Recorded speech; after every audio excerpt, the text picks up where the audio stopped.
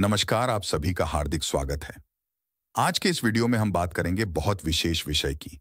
और वो विषय है कि चीन की सभ्यता 5000 साल पुरानी मानी जाती है, लगभग महाभारत काल का समय।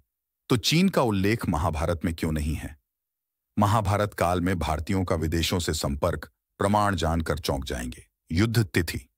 महाभारत का युद्ध और महाभारत ग्रंथ की रचना का काल अलग अलग रहा है। इससे भ्रम की स्थिति उत्पन्न होने की जरूरत नहीं। यह सभी ओर से स्थापित सत्य है कि भगवान श्री कृष्ण का जन्म रोहिणी नक्षत्र तथा अष्टमी तिथि के संयोग से जयंती नामक योग में लगभग 3312 ईसा पूर्व को हुआ।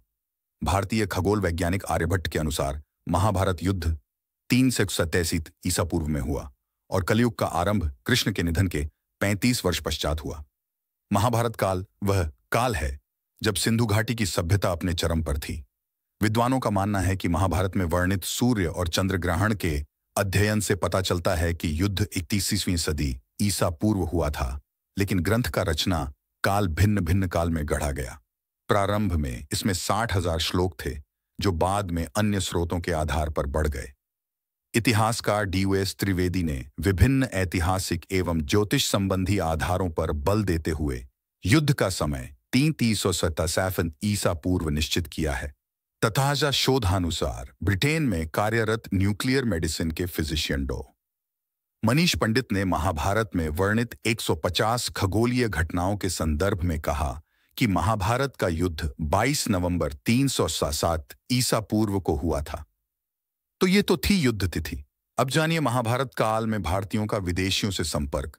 महाभारत काल में अखंड भारत के मुख्यतः 16 महाजनपदों कुरु, पंचाल, शूरसेन, वत्स, कौशल, मल्ल, काशी, अंग, मगध, वृज्जी, चेदी, मत्स्य, अश्मक, अवंती, गांधार और कंबोज के अंतर्गत 200 से अधिक जनपद थे।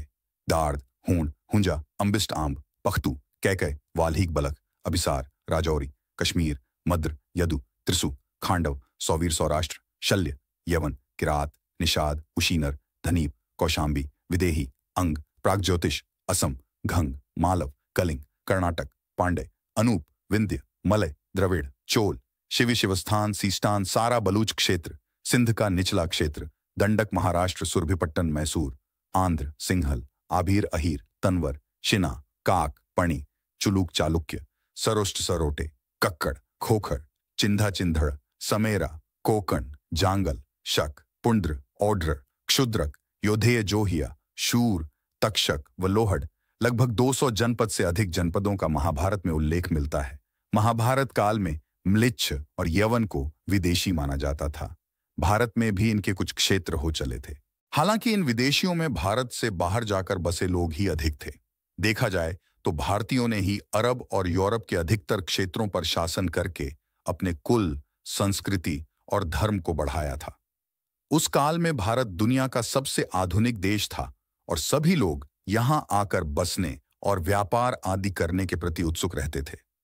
भारतीय लोगों ने भी दुनिया के कई हिस्सों में पहुंचकर वहां शासन की एक नए देश को गढ़ा है। Indonesia, Singapore, Malaysia, Cambodia, Vietnam, Thailand इसके बचे हुए उदाहरण हैं। भारत के ऐसे कई उपनिवेश थे जहां पर भारतीय धर्म और संस्कृति का प्रचलन था। आर्षि गर्ग को यवनाचार्य कहते थे। यह भी कहा जाता है कि अर्जुन की आदिवासी पत्नी उलूपी स्वयं अमेरिका की थी। धृतराष्ट्र की पत्नी गांधारी कंधार और पांडु की पत्नी माद्री ईरान के राजा सेल्यूक्स शल्य की बहन थी। ऐसे उल्लेख मिलता है कि एक बार मुनि वेद व्यास और उनके पुत्र शुकदेव आदि जो अमेरिका में थे, शुक ने पिता से कोई प्रश्न पूछा। व्यास जी इस बारे में चूंकि पहले बता चुके थे, अतः उन्होंने उत्तर न देते हुए शुक को आदेश दिया कि शुक, तुम मिथिला, नेपाल जाओ और यही प्रश्न राजा जनक से पूछना। तब शुक अमेरिका से नेपाल जाना पड़ा था। कहते हैं कि वे उस काल के हवाई जहाज से जिस मार्ग से निकले उसका विवरण एक सुंदर श्लोक में है। मेरो हर्रिश्च द्वे वर्षे हेम वूंते तत क्रमेणेव समागम्य भारतम वर्ष मासदत सदृष्टवा विविधान देशान चीन हूण निषेवितान। अर्थात शुकदेव अमेरिका से यूरोप, हरिवर्ष, हूण होकर चीन और फिर मिथिला पहुंचे। पुराणों हरि बंदर को कहाँ है। वर्ष माने देश, बंदर लाल मुंह वाले होते हैं, यूरोपवासी के मुंह लाल होते हैं। अत हरिवर्ष को यूरोप कहाँ है। हूण देश हंगरी है। यह शुकदेव के हवाई जहाज का मार्ग था। अमेरिकन महाद्वीप के बोलीविया, वर्तमान में पेरू और चिली, में हिंदुओं ने प्राचीन काल में अपनी बस्तियां बनाईं और कृषि का भी विकास किया। यहाँ के प्राचीन मंदिरों के द्वार पर विरोचन, सूर्य द्वार, चंद्र द्वार, नाग आदि सब कुछ हिंदू धर्म समान है। जम्बू द्वीप के वर्ण में अमेरिका का उल्लेख भी मिलता है। पारसी, यजीदी, पैगन, सबाइन, मुशरिक, कुरैश आदि प्राचीन जाति को हिंदू धर्म की प्राचीन शाखा माना जाता है। ऋग्वेद में 7 पहियों वाले हवाई जहाज का भी वर्णन है। सोमा पूषण, रजसो विमानम, सप्तचक्रम, रथम, विश्वार्भनवम तथा इसके अलावा ऋग्वेद संहिता में पनडुब्बी का उल्लेख भी मिलता है। यास्ते पूषण नावो अंत समुद्रे हिरणमयी रणतिरिक्षे चरणती ताबिरयासी दूताम सूर्यस्य कामेन कृतश्रव इच्छभान। श्री कृष्ण और अर्जुन अग्नियान, अश्वतरी से समुद्र द्वारा उद्धालक राशि को आर्यावर्त लाने के लिए पाताल गए। भीम, नकुल और सहदेव भी विदेश गए थे। अवसर था युधिष्ठिर के राजसूय यज्ञ का। यह महान ऋषियों और राजाओं को निमंत्रण देने गए। ये लोग चारों दिशाओं में गए। कृष्ण अर्जुन का अग्नियान अति आधुनिक मोटर बोट थी। कहते हैं कि कृष्ण और बलराम एक बोट के सहारे ही नदी मार्ग से बहुत कम समय में मथुरा से द्वारिका में पहुंच जाते थे। महाभारत में अर्जुन के उत्तर कुरु तक जाने का उल्लेख है। कुरु वंश के लोगों की एक शाखा उत्तरी ध्रुव के एक क्षेत्र में रहती थी। उन्हें उत्तर कुरु इसलिए कहते हैं क्योंकि वे हिमालय के उत्तर में रहते थे। महाभारत में उत्तर कुरु की भौगोलिक स्थिति का जो उल्लेख मिलता है वह रूस और उत्तरी ध्रुव से मिलता जुलता है। हिमालय के उत्तर में रशिया, तिब्बत, मंगोल, चीन, किर्गिस्तान, कजाकिस्तान आदि आते हैं। अर्जुन के बाद सम्राट ललितादित्य मुक्तापिद और उनके पोते जयदीप के उत्तर कुरु को जीतने का उल्लेख मिलता है। अर्जुन के अपने उत्तर के अभियान में राजा भगदत्त से हुए युद्ध के संदर्भ में कहा गया है कि चीनियों ने राजा भगदत्त की सहायता की थी। युधिष्ठिर के राजसूय यज्ञ संपन्न के दौरान चीनी लोग भी उन्हें भेंट देने आए थे। महाभारत में यवनों का अनेका बार उल्लेख हुआ है। संकेत मिलता है कि यवन भारत की पश्चिमी सीमा के अलावा मथुरा के आसपास रहते थे। यवनों ने पुष्यमित्र शुंग के शासन काल में भयंकर आक्रमण किया था। कौरव पांडवों के युद्ध के समय यवनों का उल्लेख कृपाचार्य के सहायकों के रूप में किया गया है। महाभारत काल में यवन, एम्लेच और अन्य अनेकानेक अवरवर्ण भी क्षत्रियों के समकक्ष आदर पाते थे। महाभारत काल में विदेशी भाषा के प्रयोग के संकेत भी विद्यमान हैं। कहते हैं कि विदुर लाक्षागृह में होने वाली घटना का संकेत विदेशी भाषा में देते हैं। जरासंध का मित्र कालयवन खुद यवन देश का था। कालयवन ऋषि शेषरायण और अप्सरा रंभा का पुत्र था। गर्ग गोत्र के ऋषि शेषरायण त्रिगत राज्य के कुलगुरु थे। काल जंग नामक एक क्रूर राजा मलीच देश पर राज करता था। उसे कोई संतान न थी, जिसके कारण वह परेशान रहता था। उसका मंत्री उसे आनंदगिरी पर्वत के बाबा के पास ले गया। बाबा ने उसे बताया कि वह आर्षि शेषिरायण से उनका पुत्र मांग ले। आर्षि शेषिरायण ने बाबा के अनुग्रह पर पुत्र को काल जंग को दे दिया। इस प्रकार कालयवन यवन देश का राजा बना। महाभारत में उल्लेख मिलता है कि नकुल में पश्चिम दिशा में जाकर हूणों को परास्त किया था। युधिष्ठिर द्वारा राजसूय यज्ञ संपन्न करने के बाद हूण उन्हें भेंट देने आए थे। उल्लेखनीय है कि हूणों ने सर्वप्रथम स्कंदगुप्त के शासनकाल 455 से 466 ईस्वी में भारत के भीतरी भाग पर आक्रमण करके शासन किया था। हूण भारत की पश्चिमी सीमा पर स्थित थे। इसी प्रकार महाभारत में सहदेव द्वारा दक्षिण भारत में सैन्य अभियान किए जाने के संदर्भ में उल्लेख मिलता है कि सहदेव के दूतों ने वहां स्थित यवनों के नगर को वश में कर लिया था। प्राचीन काल में भारत और रोम के मध्य घनिष्ठ व्यापारिक संबंध था।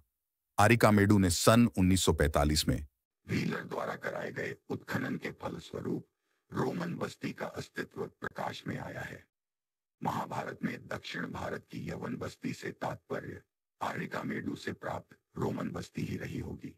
हालांकि महाभारत में एक अन्य स्थान पर रोमनों का स्पष्ट उल्लेख मिलता है। इस उल्लेख के अनुसार रोमनों द्वारा युधिष्ठिर के राजसूय यज्ञ के समापन में दौरान भेंट देने की बात कही गई है। महाभारत में शकों का उल्लेख भी मिलता है। शक और शाक्य में फर्क है। शाक्य जाति तो नेपाल और भारत में प्राचीन काल से निवास करने वाली एक जाति है। नकुल में पश्चिम दिशा में जाकर शकों को पराजित किया था। शकों ने भी राजसूय यज्ञ समापन पर युधिष्ठिर को भेंट दिया था। महाभारत के शांति पर्व में शकों का उल्लेख विदेशी जातियों के साथ किया गया है। नकुल ने ही अपने पश्चिमी अभियान में शक के अलावा पहरव को भी पराजित किया था। पहरव मूलतः पार्थिया के निवासी थे। प्राचीन भारत में सिंधु नदी का बंदरगाह अरब और भारतीय संस्कृति का मिलन केंद्र था। यहाँ से जहाज द्वारा बहुत कम समय में इजिप्ट या सऊदी अरब पहुंचा जा सकता था। यदि सड़क मार्ग से जाना हो तो बलूचिस्तान से ईरान, ईरान से इराक, इराक से जॉर्डन और जॉर्डन से इसराइल होते हुए इजिप्ट पहुंचा जा सकता था। हालांकि इजिप्ट पहुंचने के लिए ईरान से सऊदी अरब और फिर इजिप्ट जाया जा सकता है, लेकिन इसमें समुद्र के दो छोटे छोटे हिस्सों को पार करना होता है। यहाँ का शहर इजिप्ट प्राचीन सभ्यताओं और अफ्रीका, अरब, रोमन आदि लोगों का मिलन स्थल है। ये प्राचीन विश्व का प्रमुख व्यापारिक और धार्मिक केंद्र था। मिस्र के भारत से गहरे संबंध रहे हैं। मान्यता है कि यादवों के गजपत, भूपद, अधिपद नाम के 3 भाई मिस्र में ही रहते थे। गजपत के अपने भाइयों से झगड़े के चलते उसने मिस्र छोड़कर अफगानिस्तान के पास एक गजपद नगर बसाया था। गजपत बहुत शक्तिशाली था। ऋग्वेद के अनुसार वरुण देव सागर के सभी मार्गों के झाता है। ऋग्वेद में नौका द्वारा समुद्र पार करने के कई उल्लेख मिलते हैं। 100 नाविकों द्वारा बड़े जहाज को खेने का उल्लेख भी मिलता है। ऋग्वेद में सागर मार्ग से व्यापार के साथ साथ भारत के दोनों महासागरों, पूर्वी तथा पश्चिमी, का उल्लेख है, जिन्हें आज बंगाल की खाड़ी तथा अरब सागर कहा जाता है। अथर्ववेद में ऐसी नौकाओं का उल्लेख है जो सुरक्षित, विस्तारित तथा आरामदायक भी थी।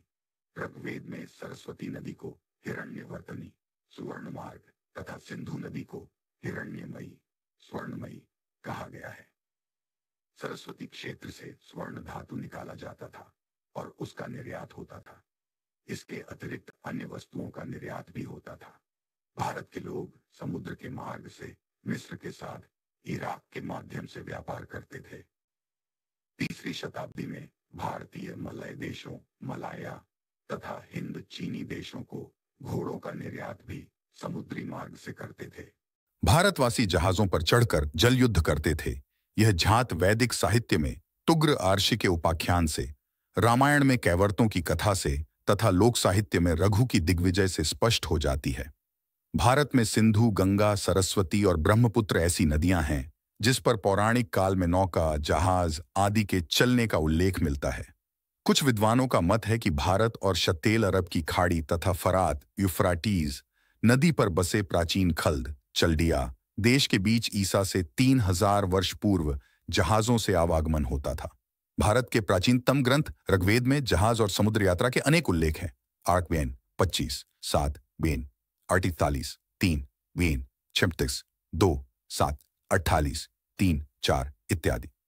याज्ञवल्क्य संहिता, मार्कंडेय तथा अन्य पुराणों में भी अनेक स्थलों पर जहाजों तथा समुद्र यात्रा संबंधित कथाएं और वार्ताएं हैं। मनु संहिता में जहाज के यात्रियों से संबंधित नियमों का वर्णन है। ईसा से 3000 वर्ष पूर्व का समय महाभारत का काल था। अमेरिका का उल्लेख पुराणों में पाताल लोक, नागलोक आदि कहकर बताया गया है। इस अम्बरीश भी कहते थे। जैसे मेक्सिको को मक्षिका कहा जाता था। कहते हैं कि मेक्सिको के लोग भारतीय वंश के हैं। वे भारतीयों जैसी रोटी थापते हैं, पान, चूना, तमाकू आदि चबाते हैं। नववधू को ससुराल भेजने समय उनकी प्रथाएं, दंत कथाएं, उपदेश आदि भारतीयों जैसे ही होते हैं। संयुक्त राज्य अमेरिका के एक ओर मेक्सिको है तो दूसरी ओर कनाडा। अब इस कनाडा नाम के बारे में कहा जाता है कि यह भारतीय आर्षी कणाद के नाम पर रखा गया था। ये बात डेरोथी चपलिन नाम के एक लेखक ने अपने ग्रंथ में उद्धत की थी। कनाडा के उत्तर में अलास्का नाम का एक क्षेत्र है। पुराणों अनुसार कुबेर की नगरी अलकापुरी हिमालय के उत्तर में थी। यह अलास्का अलका से ही प्रेरित जान पड़ता है। अमेरिका में शिव, गणेश, नरसिंह आदि देवताओं की मूर्तियां तथा शिलालेख आदि का पाया जाने इस बात का सबसे बड़ा सबूत है कि प्राचीन काल में अमेरिका में भारतीय लोगों का निवास था। इसके बारे में विस्तार से वर्णन आपको भिक्षु चमन लाल द्वारा लिखित पुस्तक हिंदू अमेरिका में चित्रों सहित मिलेगा। दक्षिण अमेरिका में उरुग्वे करने एक क्षेत्र विशेष है जो विष्णु के एक नाम उरुगाव से प्रेरित है और इसी तरह ग्वाटेमाल को गौतमालय का अपभ्रंश माना जाता है। ब्यूनस आयरिश वास्तव में भुवनेश्वर से प्रेरित है। अर्जेंटीना को अर्जुन स्थान का अपभ्रंश माना जाता है। पांडवों का स्थापतिमय दानव था। विश्वकर्मा के साथ मिलकर इसने द्वारिका के निर्माण में सहयोग दिया था। इसी ने इंद्रप्रस्थ का निर्माण किया था। कहते हैं कि अमेरिका के प्राचीन खंडहर उसी के द्वारा निर्मित हैं। यही माया सभ्यता का जनक माना जाता है। इस सभ्यता का प्राचीन ग्रंथ है पोपोल वूह। पोपोल वूह में सृष्टि उत्पत्ति के पूर्व की जो स्थिति वर्णित है, कुछ कुछ ऐसी ही वेदों भी उल्लेखित है।